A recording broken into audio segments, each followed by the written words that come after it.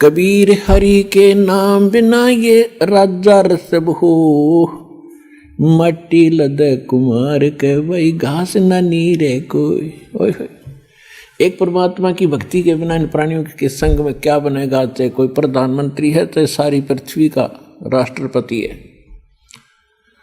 परमात्मा की भक्ति के बिना अगले जीवनों में वो पशु योनि में जाएगा और गधे की योनि प्राप्त होगी। उसमें उसको क्या सुविधाएं होंगी अंडरस्टूड है। तो ये ज्ञान जब तक आत्मा को पता नहीं लगेगा, ये यही खिलौनों से खेल कर अपना जीवन नाश कर जाता है। अब परमात्मा क्या बताते हैं, साथी हमारे चले गए भाई हम भी चालन हारे, कोई कागज में बाकी रह रही तात लगी है वार। पहले कितने चले गए, कैसे कैसे उनके इतिहास बने, कहाँ वो है कि नामो निशान उनका, और आगे उनके साथ आज क्या बीत रही होगी। कोई पशु बना, कोई पक्षी, कोई चूहा बनकर धक्के खा रहा है। ऐसे गंदे लोक में हम क्या बन के बैठ के। तो परमात्मा आकर आंख खोले हमारी, और काल हमारे को यहां बस उल्टी शिक्षा देकर सारे उल्टे काम करवा के जीवन नाश करवा देता है इस प्राणी का। फिर ये बड़ा खुश रहता है। और जब परमात्मा आते हैं या उनका सत्ज्ञान प्रारंभ होता है तो उसको बड़ी बेचैनी हो जाती है। पुणात्माओं, सत्संग के अंदर प्रत्येक पहलू पर ज्ञान दिया जाता है। आज जो बहन बेटियां, जैसे पहले राजा की लड़कियां, राजा की रानियां और भी अच्छे उच्च घराने की जो माने जाते थे, अच्छे इज्जतदार लोग मानते थे संसार की दृष्टि से, उनकी बहू बेटियां सत्संग में नहीं जाते थे। अपने घर से भी बाहर कदम बहू बेटियों को नहीं रखने देते थे। उसमें अपनी हानि और इज्जत का नाश समझते थे। उसके विषय में तत्व ज्ञान में क्या बताया है, बीबी पड़द रहे थी वो डोडी लगे थी बारे, अब गात उघाड़े फिरती है वो बनकुतिया बाजारे। वो पर्दे की सुंदरी सुनो संदेशा मोरे, इब गात उघाड़े फिरती है वो करे सरायों सोरे। नक बेसर नक पे बनी व पैर थी हार हमेल, सुंदरी से कुतिया बनी अब सुन साहेब के खेले। पुण्यात्माओं, ये विचार करण की बातें हैं। ये परमात्मा का दिया ज्ञान है, किसी डूम बाट के गीत नहीं कि उसने वैसे ही बकवाद कर दी होंगी। ये 100% सत्य है। हमें ज्ञान नहीं था, इसलिए हम इनसे दूर होकर अपना जीवन नाश कर ही रहे थे। अब हमें सतर्कता की घनी आवश्यकता है।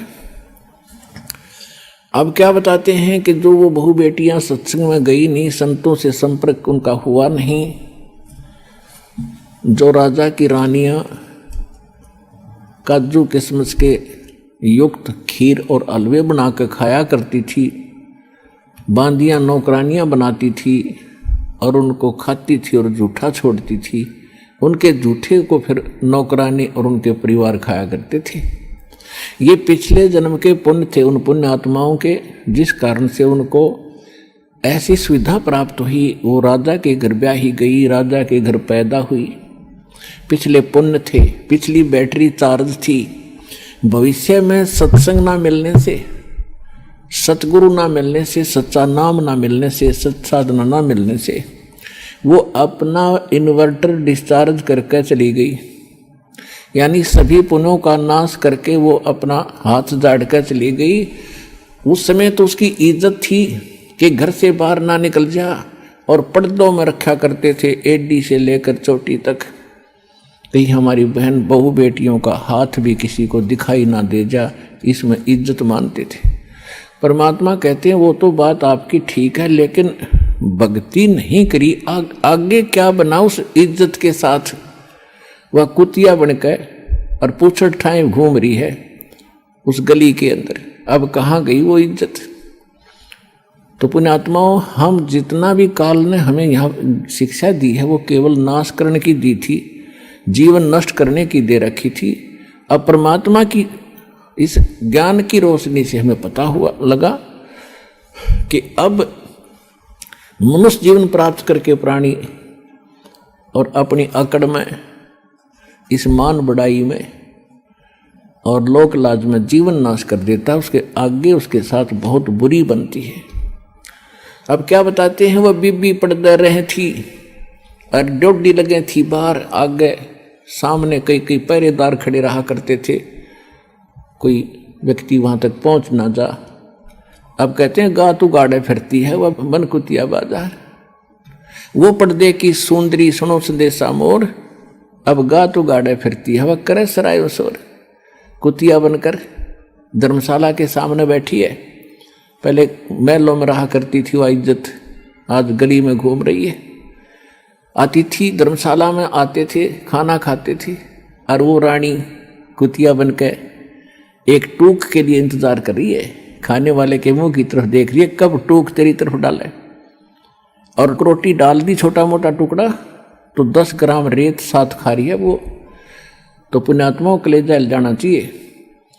परमात्मा का दिया ज्ञान है, हमने मनुष्य को भी भक्ति की आवश्यकता है और बहन बेटियों को भी परमात्मा की आवश्यकता है, और सबको बराबर का शरीर मिला है, एक जैसी मिट्टी है, एक जैसा परमात्मा ने दिमाग और व्यवहार दिया है।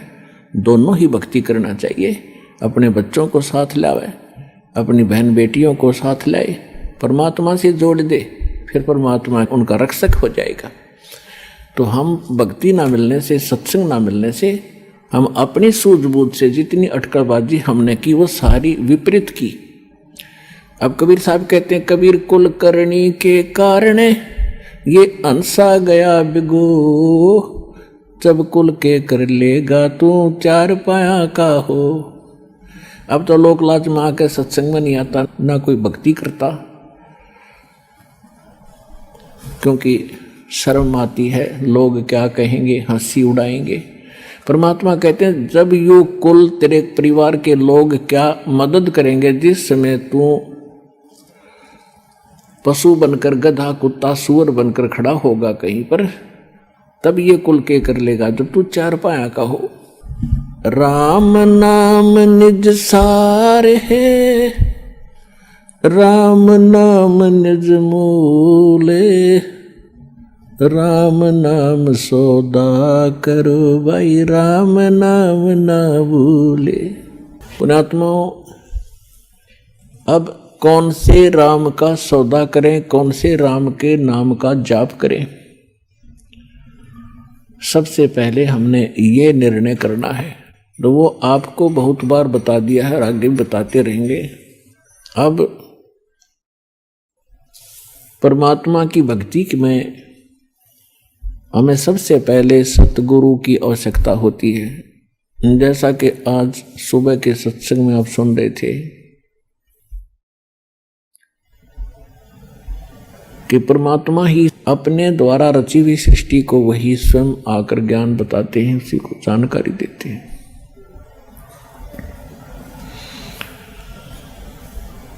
परमात्मा चारों युगों में आते हैं।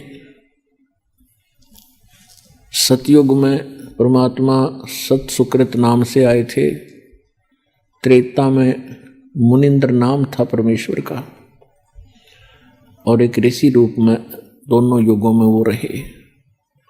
बहुत सी पुण्यात्माओं को मिलते रहे, उनको तत्व ज्ञान से परिचित भी कराया, लेकिन समस्या यही अड़ी रही कि जो अक्षर ज्ञान युक्त थे ब्राह्मण वर्ग, उनकी महिमा गनी थी, आम जनता उनको एक देवता माना करती थी, और वो सत्य को जानबूझ कर स्वीकार नहीं करना चाहते थे, क्योंकि वो प्रभुता की भूख थी।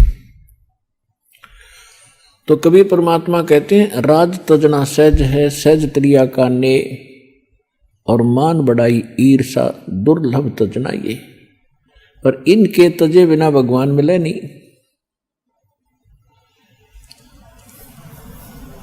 तो परमेश्वर प्रत्येक युग में आए हैं और द्वापर के अंदर वो करुणामय नाम से प्रसिद्ध हुए और कलयुग में वो परमात्मा कबीर नाम से आए।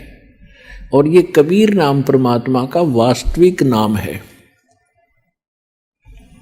बाकी अन्य वो अपने नामांतर करके प्रत्येक युगों में आते हैं, लेकिन कलयुग में हम इतने पापग्रस्त हो जाते हैं, हमारे पुण्य कति समाप्त हो जाते हैं, इसलिए परमात्मा यही नाम लेकर आते हैं। और परमात्मा का नाम बार बार बोलने से वैसे भी आत्मा पवित्र होती है। तो इस प्रकार परमात्मा ने बताया है कि सतयुग में सत सुकृत कह टेरा, त्रेता नाम मुनिंदर मेरा, द्वापर में करुणा में कहाया, कलयुग नाम कबीर धराया। जब कलयुग में परमात्मा आए सन 1398 संवत 1455 ज्येष्ठ सुदी पूर्णमासी, जेठ उतरते की पूर्णमासी को दिन में सुबह यानी सुबह सुबह ब्रह्म मुहूर्त में सूर्य उदय होने से लगभग 1.5 घंटा पूर्व के समय को ब्रह्म मुहूर्त कहते हैं।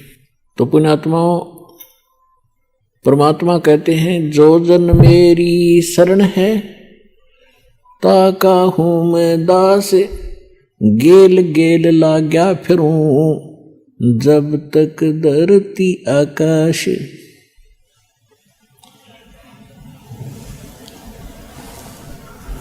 परमात्मा जब सतयुग के अंदर आए थे उस समय एक विद्याधर नाम के ब्राह्मण थे, उनकी पत्नी दीपिका थी। वो निसंतान थे। परमात्मा उनको एक तालाब में मिले थे, कमल के फूल पर सतलोक से आते हैं, शिशु रूप धारण करते हैं, एक लीला वो ऐसी करते हैं। तो उस समय ब्राह्मण के घर परिवर्तन होने से वो ऋषि कहलाए। त्रेता युग में फिर वही ब्राह्मण और ब्राह्मणी वेद विज ब्राह्मण हुआ और सूर्या वो दीपिका वाली आत्मा हुई। परमात्मा फिर उनको मिले। आगे चल के फिर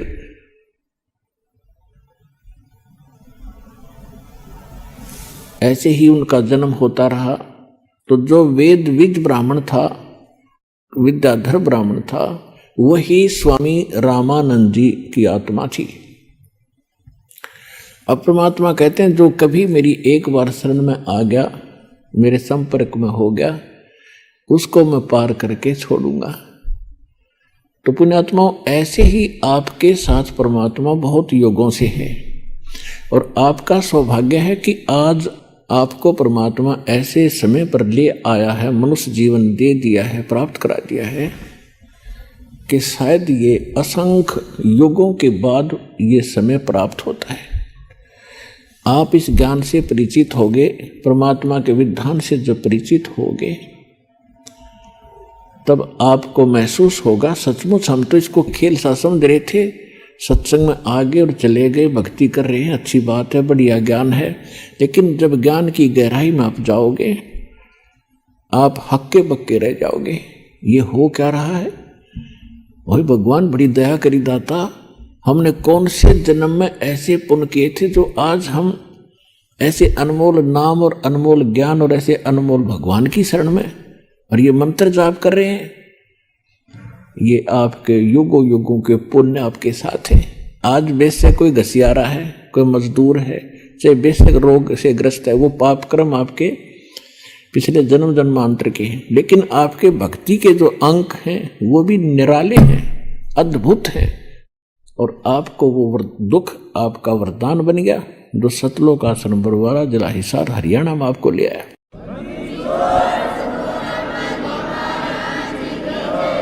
और परमात्मा कहते हैं उस सुख के माथे पत्थर पड़ो, इसे सुख का आग लगा जिस तो भगवान की भूल पड़े। आज बने बैठे या अफलातून, कोई मंत्री, कोई एमएलए, कोई और बड़े आईएएस आईपीएस डॉक्टर इंजीनियर और भूल गए भगवान। उनको झांक के देखना चाहिए अपनी पिछली, दूसरी, तीसरी, चौथी, पांचवी पीढ़ी पर उनके पूर्वज कैसे रहा करते थे, कितना सिंपल उनका रहन सहन था, कितनी नेक आत्मा थी, कितना उनमें सद्भावना थी, कितने पापों से डरने वाले थे। और आज माया की भांग पी ली हमने और अहंकार भर गया। आज अफलातून बना बैठा, कल मृत्यु हो जाएगी उस इंजीनियर की, IAS IPS की, मंत्री प्रधानमंत्री की, अगले जन्म में कुत्ता बना घूम रहा होगा। तो ये दुख अब याद दिलाए जा रहे हैं, इस पर विचार करना पड़ेगा, नहीं तो बहुत दुर्गति हो जाएगी इस जीव की। तो परमात्मा कहते हैं मैं गेल गेल लाग्या फिरता हूं, जब तक तुझे पार नहीं कर लूंगा इतना दम ले लूंगा। तो आपका तो वो समय आ गया, आप इनका पार हो जाओगे। परमात्मा का बहुत सा काम घट गया, आपके साथ योगों से भटक रहे हैं।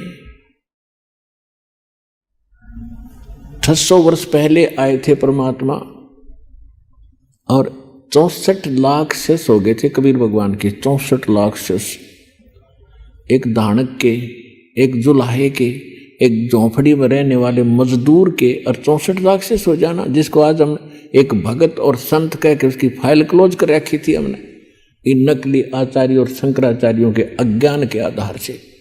लाल को कुर्डी में फेंक रखा था, कूड़े में, और कौड़ियों की गठड़ी बांध रखी थी, बैंक बैलेंस बना रखा था। वह भूल थी, अब वो भूल मिटेगी। तो पुण्यात्माओं, जब परमात्मा द्वापर युग में आए थे, उस समय एक सुदर्शन नाम के एक वाल्मीकि थे, और परमात्मा को एक वाल्मीकि दंपत्ति जो निसंतान था, वो उसको उठा लाए थे। परमात्मा ने शिशु रूप धारण किया था और कमल के फूल पर वो विराजमान होते हैं। प्रत्येक युग में एक लीला वो ऐसी करते हैं। उस वाल्मीकि का नाम था भिक्षु, उसकी पत्नी का नाम था गोदावरी। और सुदर्शन के जो माता पिता थे, उन्होंने परमात्मा का नाम नहीं ग्रहण किया था। जब परमेश्वर द्वापर युग के अंदर एक लीला कर रहे थे, सुदर्शन को यह बात समझ में आ गई थी। सुदर्शन जी कौन थे? वो सुदर्शन वो थे, सुपथ सुदर्शन, जिन्हों के बारे में हम सुना करते थे कि पांडवों ने एक अश्वमेध यज्ञ किया था, उनका यज्ञ संपूर्ण नहीं हुआ था, और सुपच नाम के एक भगत ने, सुदर्शन सुपच ने वो यज्ञ पूर्ण की थी। तो वो सुपच सुदर्शन परमेश्वर कबीर जी के शिष्य थे, और परमात्मा कबीर जी ही उस अपने भगत की इज्जत रखने के लिए उसका रूप बना के पांडवों की यज्ञ में गए थे, और तब उनका शंख बजाया था। आज का जो विषय है, हम कुछ और विषय पर आपको सत्संग सुनाने जा रहे हैं, इसको विस्तार से नहीं बताएंगे। तो ऐसे भक्त थे वो। सुदर्शन जी को परमात्मा का ज्ञान 100% समझ में आ गया था, समर्पित हो गए थे, लेकिन उनके माता पिता इस बात को स्वीकार नहीं कर रहे थे। सुदर्शन के माता पिता की मृत्यु होगी। सुदर्शन को जब सतलोक जाने का समय आया तो परमात्मा ने पूछा, क्यों भक्त सतलोक जाना चाहते हो? कहने लगा, महाराज आपकी बिल्कुल तैयार है, आपने ज्ञान ही ऐसा दे दिया, यहाँ कुछ रखा ही नहीं है। तो परमात्मा ने कहा कि एक देख ले भाई, किसी में तेरी आस्था तो नहीं है।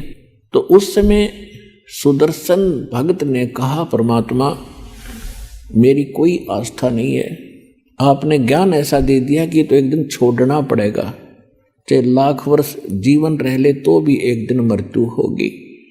इस संसार में रखा क्या है?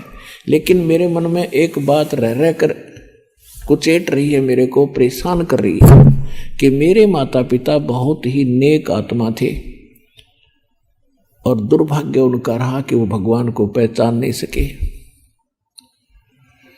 आपने भी बहुत उनसे विनय करी दीक्षा लेने की, और मैंने भी जी तोड़ प्रयत्न किया अपने माता पिता से प्रार्थना करके नाम लेने की, परंतु उन्होंने दीक्षा ना ली। हे परमात्मा, मेरी एक हार्दिक इच्छा और प्रार्थना है कि उन पुण्यात्माओं को किसी जन्म में अवश्य ग्रहण करना, शरण में लेना दाता, जब उनका मनुष्य जीवन हुआ हो। मेरी यही एक तमन्ना है। परमात्मा ने सोचा कि अभी बच्चा कच्चा है, जहाँ आशा तहाँ बासा हुई, माता पिता में ममता है और ये पार नहीं हो सकता जब तक इच्छा आपकी रहेगी संसार की। ठीक है, भक्ति जो कर रहे हो ये आपका बैंक बैलेंस बन रहा है, इसमें कोई शक नहीं। बहुत पूंजी इकट्ठी हो रही है भक्ति धन की, लेकिन पार नहीं हुए तो फिर यही रह जाएंगे। तो इस कमाई का करेंगे क्या? फिर कभी स्वर्ग में जाएंगे, राजा बन जाएंगे, कोरे कर्म बिगाड़ेंगे अपना कर्म फोड़ के, और फिर पृथ्वी पर ऐसे ही निर्धन बनकर घूम रहे होंगे।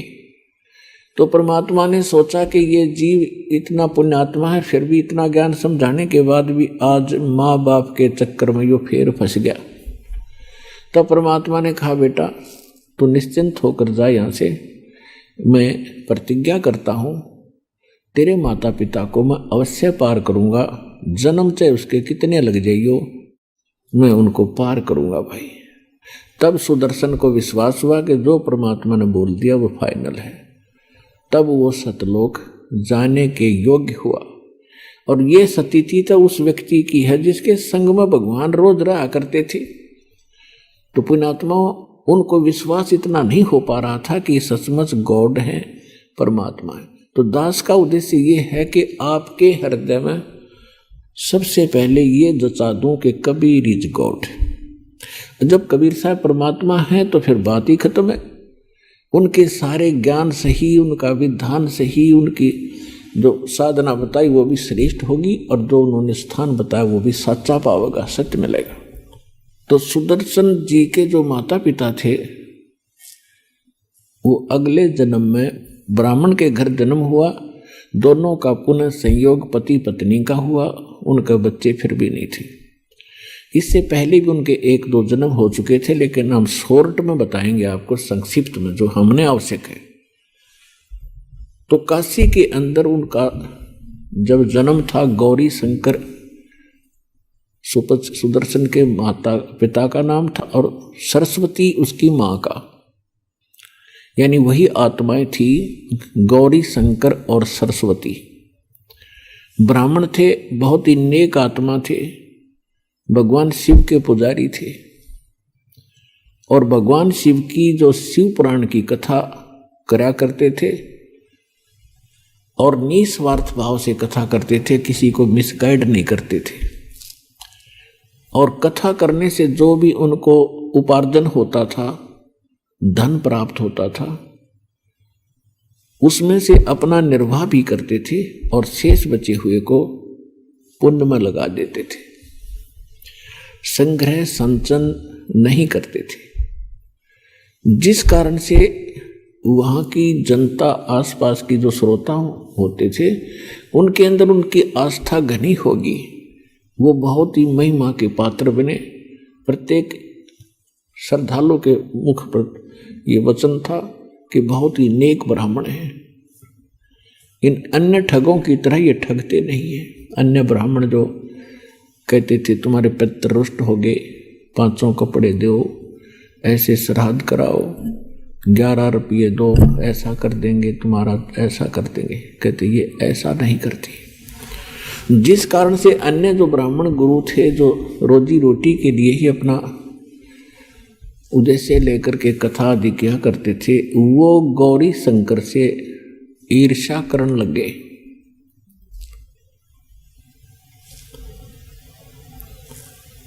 कि इसने तो हमारा रोजगार ही बंद करने को जा रहा है।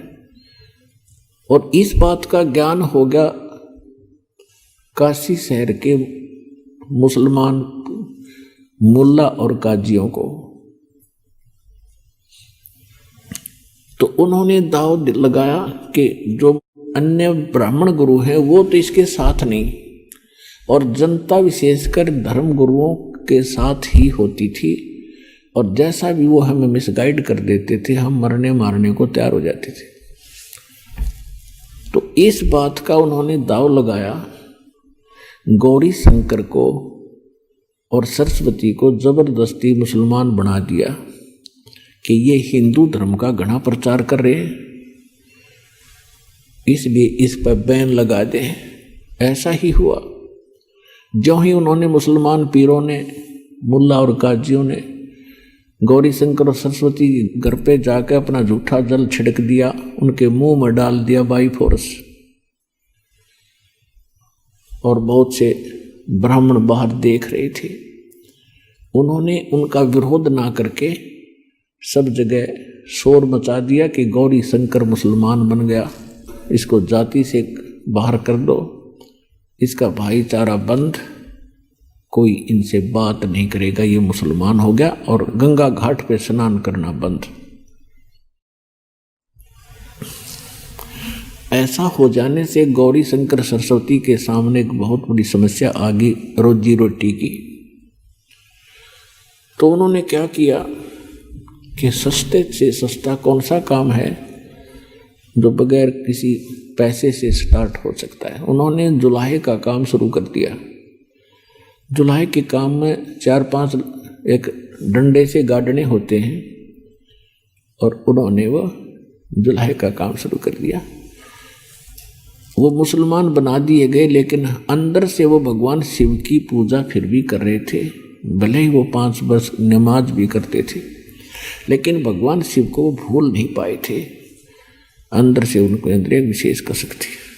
अब उनके संतान नहीं थी, और संतान ना होने के कारण वो बहुत दुखी रहते थे, भगवान शिव से याचना भी करते रहते थे, लेकिन कुछ नहीं बन पा रहा था। अब उनका गंगा के अंदर स्नान करना बंद कर दिया। तो उन्होंने एक इसका अल्टरनेट खोजा। काशी शहर से बाहर गंगा का जल वर्षा के दिनों में, जब गंगा बहुत ऊपर से भरकर चलती है, किनारों को छूती हुई, तो लहरों के द्वारा उछलकर कुछ जल गौ घाटों के ऊपर से और बाहर मैदान के अंदर एक गड्ढे में इकट्ठा हो जाता था, और बहुत बड़े सरोवर का रूप धारण कर लेता था। और फिर सारा सीजन, सारा वर्ष उसका जल बहुत निर्मल और पवित्र रहता था। तो गौरी शंकर और सरस्वती सुबह सुबह उठकर प्रतिदिन उस लहर तारा नाम के तालाब में स्नान करने के लिए जाया करते थे। लहर तारा नाम उसका इसलिए पड़ा था कि गंगा की लहरों से उछला हुआ जल वहाँ एकत्रित होता था, तो लहर तारा नाम से वो प्रसिद्ध हुआ था। उधर से परमात्मा प्रत्येक युग में आते हैं और अपने भगत के उस वचन के आधार से मुसलमानों ने उनका नाम बदल दिया। गौरी शंकर का नाम रख दिया नूर अली, और सरस्वती का नाम रख दिया नियामत। तो हम अपभ्रंश करके उनको नीरू और नीमा कहने लगे। अब हम नीरू नीमा इनको ज्यादा बोलेंगे क्योंकि ये ऐसे ही प्रसिद्ध थे। परमात्मा संवत 1455 ज्येष्ठ सुदी पूर्णमासी को सुबह ब्रह्म मुहूर्त में सतलोक से चलकर आए, एक शिशु रूप धारण किया और कमल के फूल पर विराजमान हो गए। उस समय काशी के अंदर ये भूत पूजाएं, आन उपासनाओं का बहुत जोर था। तो उस समय स्वामी रामानंद जी एक ब्राह्मण, कुछ सुलझे हुए ऋषि थे, उन्होंने भी आकर के वहां कुछ सुधार किया था। उन्होंने 1400 ऋषि शिष्य बना रखे थे स्वामी रामानंद पंडित जी ने, और जो उसने था वो ज्ञान बता रखा था, तो वो सभी प्रचार किया करते थे आसपास के क्षेत्र में।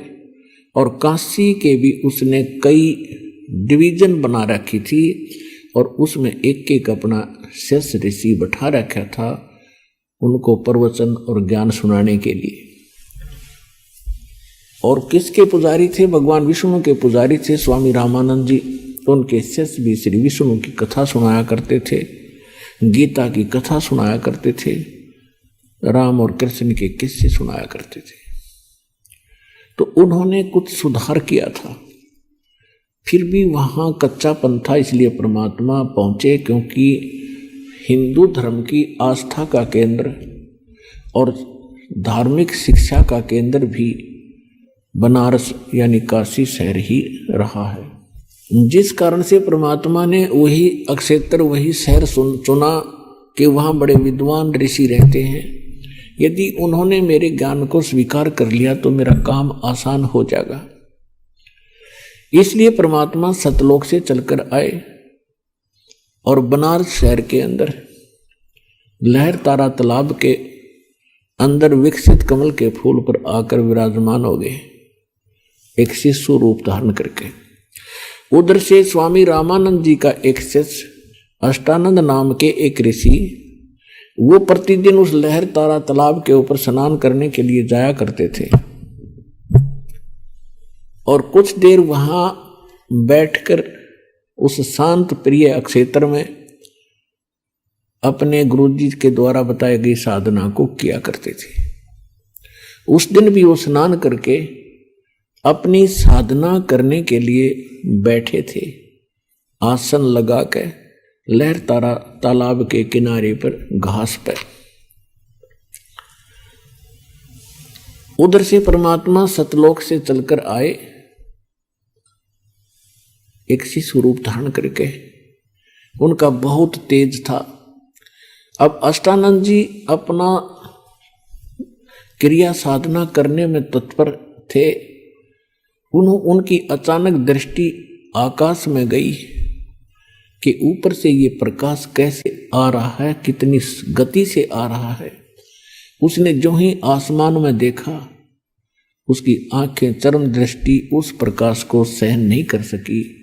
वो प्रकाश का गोला सा दिखाई दे रहा था। अब जैसे हम अपनी आंखों से सूर्य को कभी गलती से देख लेते हैं, दृष्टि पड़ जाती है, तो हमारी चरम दृष्टि सूर्य के उस तेज को सहन नहीं कर पाती, और हम दूसरी साइड में जब नजर करते हैं तो सूर्य का प्रकाश रहित आकार हमें दिखाई देता है। ठीक यही स्थिति थी उस अष्टानंद ऋषि की हुई कि उसने देखा था एक प्रकाश का गोला, उसकी आंखें सहन नहीं कर सकी उस तेज को, और जो ही उसने आंखें बंद करी और साइड में की तो एक नवजात शिशु देखा, एक बालक का उसमें चित्र दिखाई दिया। इस दृश्य को देखकर अष्टानंद बड़े चकित हुए, और कुछ देर में क्या देखा उसने कि वो प्रकाश उस लहर तारा तालाब में एक किनारे पर सिमट गया। अब अष्टानंद जी ने सोचा कि मैं अपने गुरुदेव स्वामी रामानंद जी से पूछूंगा कि ये आज मैंने क्या देखा, ये मेरी कोई भक्ति की उपलब्धि है या मेरी कोई गलत फहमी बन गई है, मेरी कोई भ्रमणा है, संशय है। वो वहां से उठकर आ गया। उधर से आकर उसने अपने गुरुदेव जी से कहा कि गुरुदेव, आज आपके शिष्य ने ऐसे ऐसे साधना काल में, साधना समय में एक प्रकाश देखा, आकाश से बहुत तेज गोला आ रहा था, और जब मेरी आंखें सहन नहीं कर सकी तो मैंने आंखें बंद कर ली। उसमें एक नवजात शिशु का रूप देखा। हे परमात्मा, हे गुरुदेव, ये मेरी कोई आंखों का दृष्टि दोष है या कोई और परमात्मा की लीला है, मुझे बताइए। तो स्वामी रामानंद जी ने कहा कि बेटा,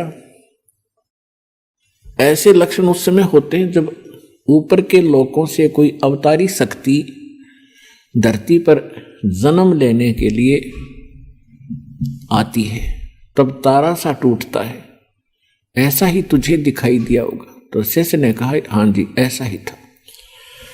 तो वो यहाँ जन्म लेगा किसी माँ से और अपनी जो लीला करने के लिए आए हैं वो करेंगे। बेटा ये तेरी भक्ति की उपलब्धि नहीं, ये तो कोई संयोग था उस महापुरुष के ऊपर से आने का। अब रामानंद जी स्वामी जी को जो ज्ञान था उसको इतना ही ज्ञान था कि जितने भी यहाँ अवतार आए हैं वो किसी माँ से ही जन्मे हैं।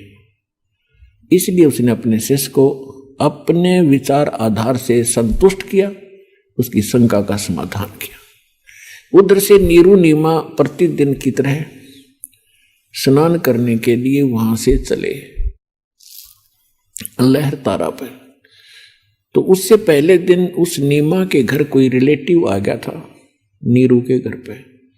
उसके साथ उसकी धर्मपत्नी भी आई थी, बच्चे भी आए थे। तो उसने रात्रि के समय नीमा से बहुत कुछ बातें की और कहा कि आपको संतान नहीं दी अल्लाह ने और आप अर्ज करो अल्लाह से, एक पुत्र तो होना ही चाहिए था, बगैर पुत्र की गति नहीं होती। ऐसी ऐसी उन्होंने बातें बताई। अपने आत्माओं ये ज्ञान अध्यात्म ज्ञान है, तत्व ज्ञान है, गॉड गिवन स्पिरिचुअल नॉलेज है। हम उस व्यक्ति को एक भाग्यवान मानते थे जिनका संतान हो, और संतान में भी पुत्र हो तो वो लकी है, अगर लड़की है तो भी हम उसको भाग्यवान नहीं मानते थे। ये हमारे धर्मगुरुओं की काल के प्रेरणा से उन्होंने हमारे अंदर ऐसी भ्रमणा पैदा कर रखी थी हमारे अंदर कि जिनका संतान ना होती उनका तो जीवन हराम रहता था पूरी लाइफ में, और जिनका पुत्र ना होता उसको डरा डरा कर मार देते कि पुत्र बिना गति नहीं हो सकती। तो इस तरह की वो बातें हमें मूर्ख बनाने के लिए वो अज्ञानी बताया करते थे। और संसार का यानी जगत और भगत का आपस में जो विरोध रहा है उसका कारण यही रहा है कि जो अध्यात्म मार्ग के विचार हैं वो संसार के विचारों से भिन्न होते हैं, उनके कति विपरीत होते हैं। अब परमात्मा के तत्व ज्ञान के आधार से दास आपको बताएगा कि जिनका संतान नहीं है वो परमात्मा के विधान अनुसार और उन्होंने मोक्ष मार्ग मिल गया है तो वो सबसे लकी हैं, सबसे भाग्यवान हैं।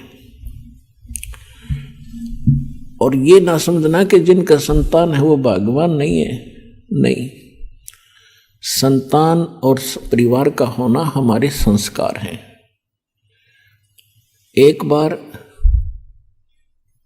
सुखदेव ऋषि जो थे माँ के गर्भ में 12 वर्ष रहे। माँ के गर्भ से वो बाहर नहीं आए क्योंकि माँ के गर्भ में ये पता रहता प्राणी को कि मैंने कितने जन्म खो दिए बिना भक्ति के, और बाहर आते ही या भूल पड़ जाती है। तो उसको ज्ञान था कि तीनों गुण रजगुण ब्रह्मा सतगुण विष्णु तमगुण शिव जी का जो प्रभाव है बाहर आते ही त्रिगुणमय माया से जीव मूर्छित हो जाता है। इसकी सब यादाश्त चेतना पिछले जन्म जन्मांतर की समाप्त हो जाती है। इसको नए सिरे से शिक्षा दी जाती है, ये तेरा दादा है या तेरी दादी है, ये तेरा चाचा, ये तेरा ताऊ है, तेरा ये नाम है, ये तेरे माता पिता है। कुल कुटुंब के लोगों की जानकारी उनको फिर धीरे धीरे दी जाती है।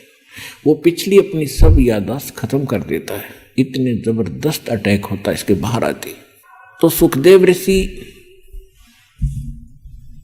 माँ के गर्भ से 12 वर्ष तक बाहर नहीं आया ब्रह्मा विष्णु महेश की विशेष प्रार्थना पर। तब उसने एक प्रतिज्ञा कराई कि आप कुछ देर अपनी माया को रोको तब मैं बाहर आऊं। तो उन्होंने भी कहा ब्रह्मा विष्णु महेश जी ने कि हम ज़्यादा समय तक माया को नहीं रोक सकते, हमारा शरीर फट जाएगा, हम केवल इतनी देर रोक सकते हैं, फ्रिक्शन ऑफ सेकंड। तो सुखदेव जी ने कहा आप इतनी ही देर रोक लीजिए। तभी वो माँ के गर्भ से बाहर आया और उसको चेतना बनी रही कि भगवान मनुष्य जीवन केवल परमात्मा प्राप्ति के लिए मिला है। यहाँ जो भी हमारे रिलेशन हैं, हमारे जो नाते हैं, ये संस्कार से जुड़े। तो ब्रह्मा विष्णु महेश अंतर्ध्यान हो गए जब उनके पिता, क्योंकि वेद व्यास ऋषि हुए हैं, उनकी पत्नी के गर्भ से सुखदेव ऋषि का जन्म हुआ था। तो वेद व्यास जी बड़े विद्वान पुरुष थे, उनको पता था कोई योगी पुरुष है मेरी पत्नी के गर्भ में और 12 वर्ष से बाहर नहीं आ रहा है, तो ऐसे भगवान पुत्र के मैं दर्शन करूंगा, ऐसा अच्छा पुत्र मुझे प्राप्त होगा। इस आशा में वो 12 वर्ष तक उसकी इंतजार करता रहा। जब सुखदेव ऋषि माँ के पेट से बाहर आया और अपनी और नाल को कंधे पर डाल के ऐसा ही उठकर चल पड़ा, बाहर आते ही 12 वर्ष का शरीर बन गया, अंदर सूक्ष्म शरीर से छोटे बालक का रूप था। अब व्यास ने कहा बेटा, क्योंकि माँ के गर्भ में जब सुखदेव था तो उसकी माता को कोई परेशानी नहीं थी जो गर्भ के दौरान हुआ करती है माताओं को, तो जिस कारण से उस माँ ने कहा था कि इस पुत्र का नाम मैं सुखदेव रखूंगी। सुखदेव, इसने मुझे दुख नहीं दिया, गर्भ में भी मैं सुखी रही। तो बाहर आते उसका नाम सुखदेव रखी रखा था। तो वेद व्यास जी ने कहा कि बेटा सुखदेव, एक बार मुझे दर्शन दे। वो पीठ करके चल पड़ा उठ के, और व्यास जी पीछे पीछे चल पड़ा कि बेटा 12 वर्ष तेरी इंतजार करी, अरे एक बार शकल तो दिखा दे। तो पीछे से ही मुड़ के नहीं देखा उसने, सुखदेव ने, और कहा ऋषि जी ना जाने कितनी बार आप मेरे पिता बने और मैं आपका बेटा बना, ना जाने कितनी बार आप मेरे बेटा बने और मैं आपका बाप बना। ये बहुत बुरा झंझट है। अब के मैं इस चक्कर में पड़ूं को नहीं और आपके दर्शन भी नहीं करूं, कि ऐसा ना हो मेरी ममता आप में और माता जी में हो जाए। यूं कह के वो आकाश में उड़ गया। तो तब सुखदेव ऋषि ने कहा था, एक लेवा एक देवा दूतम और कोई किसी का पिता नहीं पूतम, ऋण संबंध जुड़ा एक ठाठा, अंत समय सब 12 बाटा। ये तो आप और हमारे संस्कार जुड़े हुए हैं, इसलिए हम यहाँ अपने एक परिवार रूप में इकट्ठे हो गए। मृत्यु के उपरांत ना जाने पिता कहाँ पशु बन रहा होगा, माता कहीं पक्षी बनी होगी, बेटा पता नहीं कहाँ और अन्य योनियों में घूम रहे होंगे अपने अगले संस्कार को पूरा करने के लिए। तो इस कारण से एक छोटी सी कथा सुनाते हैं, क्योंकि पुण्यात्माओं ये सत्संग है और ये आत्मा की खुराक है, आहार है। अब जैसे व्यक्ति स्वस्थ है तो सुबह खाना खाता है तो शाम को भी उसको भूख लगती है तो वो स्वस्थ है, और यदि उसको शाम को भूख नहीं लगती है तो समझ लो उसका कोई बीमारी ने घेर लिया और कोई जबर की तैयारी है, यानी उसको कोई डिफेक्ट हो गया शरीर में। तो कहने का भाव ये इसी प्रकार जैसे ये सत्संग है ये कथा वही है और हर एक बार सुननी पड़ती है। इन्हीं कथाओं से आत्मा जागृत होती है, निर्मल होती है, हमें प्लस माइनस पॉइंटों का ज्ञान होता है। तो प्रत्येक सत्संग में चाहे वो कथा फिर भी सुनने को हम मिलती है या सत्संग सुनने को मिलता है, हमारी जिज्ञासा जो की तो बनी है तो आपकी आत्मा स्वस्थ है। और यदि आपको ये लगता है कि ये कथा तो हमने पहले भी सुनी थी, ये ज्ञान तो हमने उस दिन भी सुना था, तो आपके मन में आनाकानी होगी। जिस प्रकार अस्वस्थ व्यक्ति को वही भोजन सुबह वही शाम होता है और भूख शाम को नहीं महसूस हो रही है तो उसको डिफेक्ट हो गया। तो कहने का भाव ये है कि उसका फिर ट्रीटमेंट क्या है कि अन्न इच्छा होगी खाने में तो उसके लिए औषधि खानी पड़ती है जो कड़वी ही होती है और फिर वो ठीक होता है, तो फिर वो धीरे धीरे रोटियां मीठी लगती है। इसी प्रकार इन कथाओं को 100 बार सुने और सुनने के बाद इस पर गहराई से जोर से विचार करें, तब तो सत्संग सुनने का लाभ है। तो एक बार एक व्यक्ति को एक पुत्र प्राप्ति के उपरांत उसकी पत्नी की मृत्यु होगी। उसने दूसरी शादी कराई, किसान था, उससे एक पुत्र उत्पन्न हुआ और फिर उस किसान की भी मृत्यु होगी। बड़े वाले लड़के का विवाह कर दिया था, उनके कोई संतान नहीं थी बड़े वाले लड़के के। छोटा जो दूसरी माँ से उत्पन्न हुआ था वह माँ भी मर गई और वो पिता भी मर गया उसका। अब बड़े का विवाह हो गया था तो वो छोटे वाला कुदरती थोड़ा सा बीमार हो गया। दूसरी माँ से जो उत्पन्न हुआ था, जमीन बहुत थी तो उसने बीमारी का इलाज कुछ दिन करवाया उस बच्चे का। फिर उनके मन में दोष पैदा हो गया। दोनों पति पत्नी ने मिलकर के स्कीम बनाई कि इसको विष दे दें छोटे वाले को और सारी संपत्ति अपनी हो जाएगी। सबको मालूम है ये अस्वस्थ है, किसी को शक भी नहीं होगा। ऐसा ही कर दिया। एक दूर देश के डॉक्टर से बात की, उसने उस समय 500 रुपये मांगे और उसको विष दे दिया, लड़का मर गया। अब खुशी का ठिकाना नहीं, क्योंकि एक तो पैसा लग रहा था वो बच गया। 1 वर्ष के बाद उनका लड़का हो गया, पुत्र उत्पन्न हुआ, खुशी का ठिकाना नहीं। सर नमस्कार। नमस्कार सर। सर क्या नाम है आपका? मेरा नाम जी सुखदेव सिंह है जी। कहाँ से आए सर आप? मैं जी जिला करनाल, तहसील निस्संग, गांव अमूपुर का रहने वाला हूँ, हरियाणा में। सर संत रामपाल जी महाराज की शरण में आने से पहले आप क्या भक्ति साधनाएं करते थे? आप किन देव देवताओं की भक्ति करते थे? मैं जी सिख समाज में रहने के उसमें ना कल्ले गुरु ग्रंथ साहब को ही मानता था और किसी को नहीं मानता था। गुरुद्वारे में जाता था और गुरु ग्रंथ साहब के बारे में सब कुछ जानते थे, थोड़ा बहुत जो जानते थे उसी की भक्ति करते थे, किसी की भक्ति नहीं करते थे। और सर संत रामपाल जी महाराज की शरण में कैसे आए आप?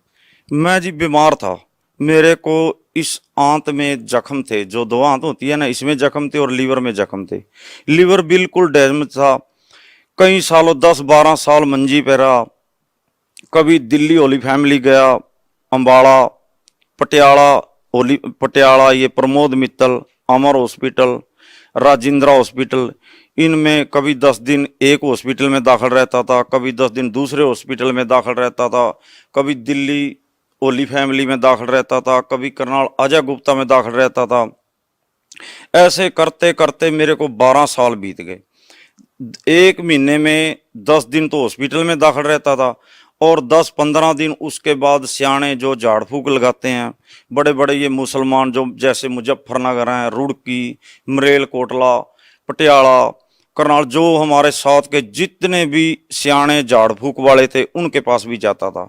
और मेरी ऐसे करते करते आर्थिक स्थिति भी बहुत डाउन होने लगी। हमारे पास 40 किले ज़मीन है, 3 भाई हैं। इतना कुछ होते हुए भी पूरा परिवार गलने लग गया, बीमारी में जूझने लग गया। मैं भी एक मंजी पे, मेरी घरवाली भी एक मंजी पे। ऐसे करते करते एक दिन में 4-4 मुसीबतें, प्रेत बाधा थी मेरे को बहुत तकड़ी जी। 4-4 मुसीबतें एक दिन में खड़ी हो जाती। जैसे मैं भी मंजी पे पड़ा, मैं अपनी घरवाली को बोला भी किसी रिश्तेदार को बुलाओ, मेरे को दाखिल कराओ। अब तो मेरे अंदर पानी भी नहीं जाता। 10-12 साल सर मेरे इतनी तकलीफ थी मेरे को भी, बाथरूम भी मैं बाल्टी में करता था, इतना दुख था मेरे को। हॉस्पिटल में जाते जाते भी जिस डॉक्टर के पास जाते थे कोई बोलता था अभी तेरा लीवर बिल्कुल डैमेज, कोई बोलता था तेरी आंत में जख्म है, कोई बोलता था तेरे पूरे पेट में जख्म है। तो था क्या, मेरे पेट में इतनी तकलीफ थी, मेरे अंदर गर्मी के दिनों में भी गर्म पानी जाता था, रोटी नहीं जाती थी, थोड़ी बहुत खिचड़ी दलिया ऐसे कुछ ना कुछ खाता था या थोड़ा दूध पीता था। ऐसे करते करते मतलब हॉस्पिटलों में सारा घर बर्बाद हो गया। और हालांकि हमारी आर्थिक स्थिति ऐसी थी, ना हमारे बाप ने दुख देखा ना हमने दुख देखा। 40 किले जमीन थी, बहुत अच्छी खेती करते थे, कंपाउंड थी, पूरे का पूरा हमारे पास साधन था। कभी हमने वो दिन नहीं देखा भी आज हमारे पास पैसा नहीं। तो इस प्रेत की वजह से मैंने वो दिन देखा। मेरे पास ट्रैक्टर था सोनालिका, घर की स्थितियां ऐसी बनी जी, वो ट्रैक्टर भी बिक गया। मेरे पास गाड़ी थी इंडिका विस्टा टॉप मॉडल में, वो भी बिकी जी। मेरे पास बुलेट मोटरसाइकिल थी जी, वो भी बिकी जी। मेरे पास बहुत अच्छे अच्छे डंगर थे, भैंसें थी, गायें थी, 1 क्विंटल दूध देता था जी। ऐसा ऐसा करके पूरे के पूरे डंगर भी बर्बाद, मेरी गायें भी बर्बाद, भैंस भी बर्बाद, पूरे के पूरे जो साधन था घर में वो भी खत्म। घोड़ी थी मेरे पास बहुत अच्छी जी, वो भी मरी। सारा कुछ ये प्रेत करवाता था। रात को मेरे को बोलता था भी सुबह तेरा ये नुकसान होगा, वो ही हो जाता था। अगर डंगरों के बारे में बोलता था वो हो जाता था। जमीन के बारे में बोलता था अभी तेरे दाने नहीं होंगे, तो वो नुकसान होता था। अगर घरवाली के बारे में बोलता था सुबह इसको ये तकलीफ होगी, तो वही हो जाती थी। मेरी घरवाली को कालजे में सोजश थी, बहुत ज्यादा एलर्जी थी। वो एक वजह से और ज्यादा परेशान थी कि उस पे दवाई नहीं खाई जाती थी उसे। जब वो दवाई खाती नहीं थी ना, तो उसको इतना तेजाब बन जाता था, इतना तेजाब बन जाता था, मतलब इतना सिर में दर्द और तकलीफ इतनी बढ़ जाती थी। 2-2 दिन हमारे घर में खाना भी नहीं बनता था और बच्चे भी बीमार थे। मेरा बड़ा लड़का स्कूल में गया जो 5वीं क्लास में पढ़ता था, उसको मास्टर छोड़ के गया, बोला अंकल जी इसको बुखार हो गया। बुखार की वजह से करनाल दाखिल करवाया हमने हॉस्पिटल में। तो 1 महीना दाखिल रहा। इस ये साइड उसकी सारी बंद होगी। 1 महीने के बाद 1.5 लीटर रेशा लिखड़े उसके। और छोटा लड़का था, मैं भी बीमार। मैं बोला मेरी घरवाली को सिर्फ किसी रिश्तेदार को बुलाओ, मेरे को दाखिल कराओ दिल्ली जाके, मैं होली फैमिली में दाखिल हूँगा। अब तो मेरे को बाथरूम भी बाहर नहीं जाया जाता और अंदर कोई चीज नहीं जाती। और पूरी रात प्रेत मेरे को इतना तड़पाता था, सर सिर से लेके पैर के गुंठे तक इतनी तकलीफ होती थी कि मैं मंजी पे रात को पड़ा पड़ा ना ऐसे हो सकता ना ऐसे हो सकता। पूरी रात मेरा परिवार सोता था, खाता था, दिन में पीता था, रात को सोता था। मैं पूरी रात ऐसे देखता रहता, रोता था, तड़पता था। जो डॉक्टर मेरे को 2 गोलियां देता था ना, भी एक अगर तकलीफ हो 1 गोली खाना, ज्यादा तकलीफ हो 2 खाना, वो 10-10 गोलियां भी खाता था। बिल्कुल तकलीफ नहीं हटती थी। मेरी घरवाली भी दुखी, मैं भी दुखी। मैं बोला भी मेरे को दाखिल कराओ। घरवाली को मेरी को पेंडस की परेशानी थी, वो बोली मेरे को भी दाखिल कराओ, मेरे को तकलीफ है बहुत ज़्यादा। इतने में क्या हुआ, मेरा छोटा लड़का था 6-7 साल का, वो इतना बड़ी ना सोटी लेके खेत में गया। हम खेती करते हैं, तो ड्योड़ पे ऐसे फिसला ना हो, उसने मुंह में डाल रखी थी वो सोटी, तो ऊपर ताड़ू में चढ़ गई वो सोटी। इतना ऊपर से मांस पाट गया। हम तो अपनी मुसीबत भूल गए, उस लड़के को लेके चले। इतने में एक भैंस ने सींग फंसा के एक सींग निकाल लिया। 4 मुसीबतें। वो प्रेत एकदम हमारे साथ इतना दुख देता था, बोलता था कहाँ जाओगे, किसके पास जाओगे, मैं तुम्हारे घर से नहीं जाता। जब हम लड़के को लेके गए तो सारे डॉक्टर, करनाल वाले 3 डॉक्टर बोले भी इसका तो अंदर खून पड़ गया और ऊपर टांके नहीं लगते, टांके नहीं लगेंगे तो दिल्ली ले जाओ इसको। फिर एक मिड्डा डॉक्टर है जो करनाल सरकारी हॉस्पिटल के सामने है, वो बोला भी मेन तो है नहीं, क्योंकि खून ज़्यादा पड़ गया, 30 किलोमीटर से आप गाड़ी में चल के आए तो ऊपर टांके भी नहीं लगते। मैं बोला डॉक्टर साहब चलो करो, मेहरबानी करो, परमात्मा करेगा। उसने ना टांके लगाए, टांके लग गए। जब टांके लगाए तो उसके बाद बच्चे को उल्टी आई, उल्टी से बहुत ज्यादा खून आया। बोला तेरा बच्चा बच गया, चलो कोई बात नहीं। 4 मुसीबतें। प्रेत एकदम उसकी जगह बना रखी थी, रात दिन दीवा लगाते थे उसका, बहुत पूजा करते थे, करवाता था जबरदस्ती। बोले यहाँ दीवा लगाओ, वहां दीवा लगाओ, देग लगाओ। सट्टे के नंबर भी मेरे को देता था। जो सट्टे के नंबर देता था वही सट्टा सुबह जो मैं नंबर लगाता था ना, करनाल जैसे जींद, कैथल, पेवा भी लगाता था, वो ही नंबर आता था। इतनी पावर थी उस प्रेत में। हमारा परिवार बहुत बड़ा परिवार है, 150 जी हम परिवार के। तो हर परिवार में 1-1, 2-2 मेंबर मुसीबत में, बीमारी में जूझ रहे हैं। मेरे जोटे ने ना, जो मेरा बाड़ा था जहां भैंस रहती थी, वो गेट गिरा दिया। तो मैं गांव में गया, मेरी घरवाली बोली रात को डंगर लिकट जाएंगे, बहुत नुकसान करेंगे, तो आप इसको तो बनवाओ।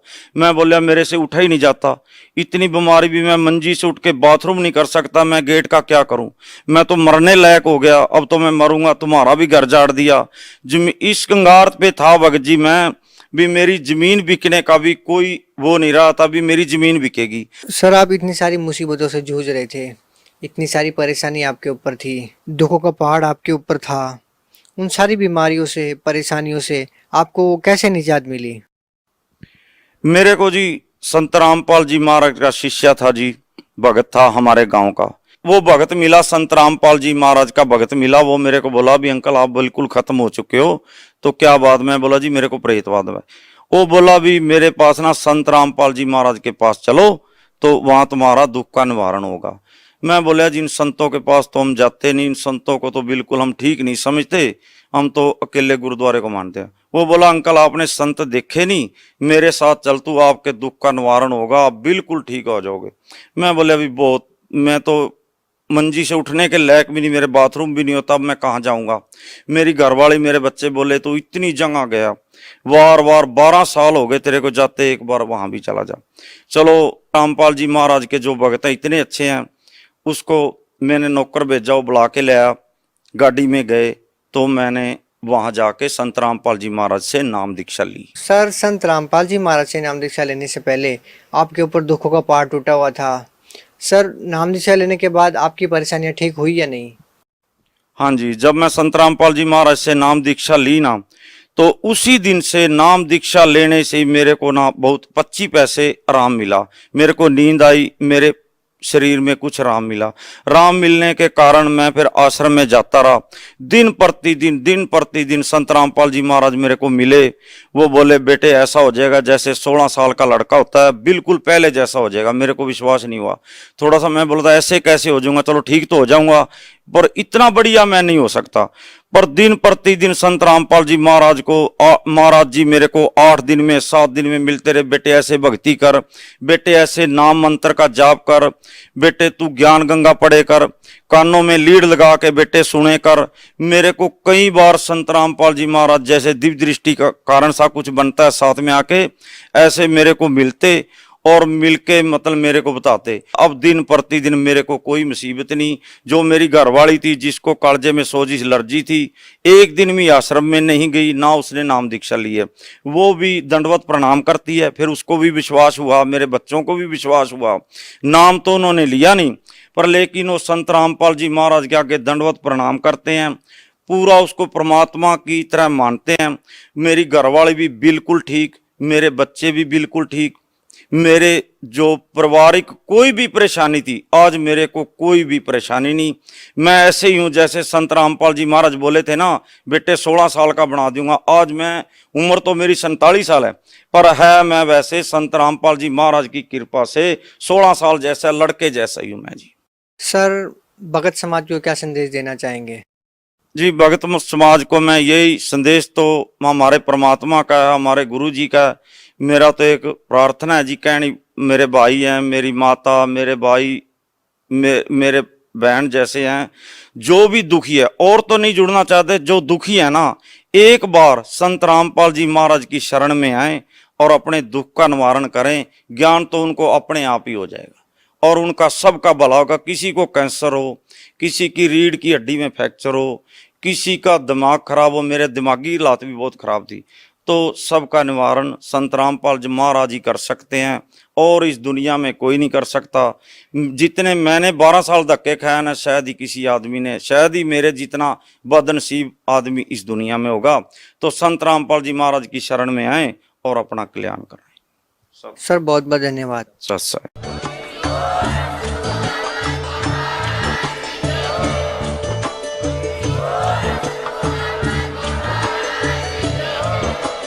सब्सक्राइब करें लास्ट भक्ति यूट्यूब चैनल को और बेल आइकन को प्रेस करें ताकि आने वाली वीडियो की नोटिफिकेशन आपको मिलती रहे सत साहिब।